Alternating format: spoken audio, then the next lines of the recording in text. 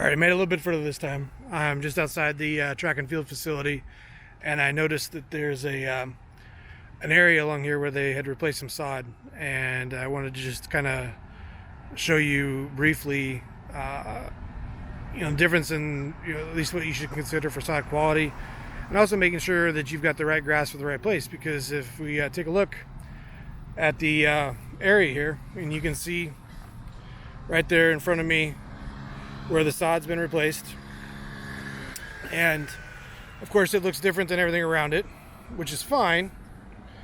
But the question is, and the one that I had wanted to ask when I saw this right away, is whether or not they had put the right grass there for the landscape that's surrounding it. And it's not to say that the landscape around here is in really, really great shape.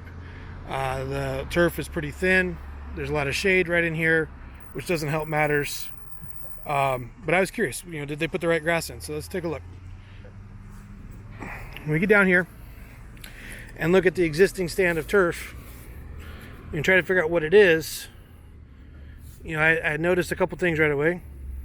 If I pull some of this up and take a look at it, I'm going to see that it's got some pointed leaf tips. It appears to have some hairs down around the ligule, which I'll talk about in a little bit more detail in a bit. But it doesn't look like a Bermuda grass. It's a pretty thin stand. And so what I'm looking for now is whether or not it has a thick woody rhizome, which is what I would expect it to have, since I think that this is probably Bahia grass. And here we go. So if I've just pulled up a piece of this woody rhizome. What I want you to note, it is a rhizome. It doesn't have any chlorophyll in it. And it has really short nodes, internodal length on the bottom, so the roots are really closely spaced together. But this is, in fact, a stand of Bahia grass over here, an existing stand of Bahia grass. So it wouldn't have made a lot of sense for them to bring in St. Augustine grass or something like that. Now, if we look at the sod that they did bring in, it doesn't look like it's in great shape. There's a lot of different stuff going on here. First, we could check and see if it is actually Bahia grass.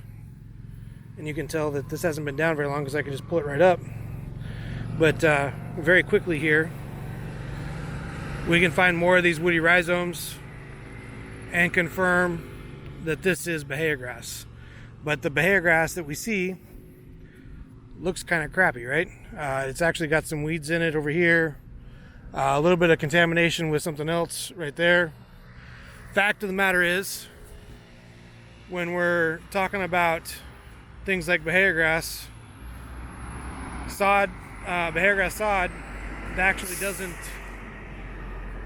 demand a real high price. A lot of it's used on roadsides, and so it's pretty cheap, and so the producers don't put a lot of effort into keeping it weed free. It's not uncommon to see pastures harvested for Bahia grass sod every once in a while. They just allow them to regrow and harvest them again another year or so later.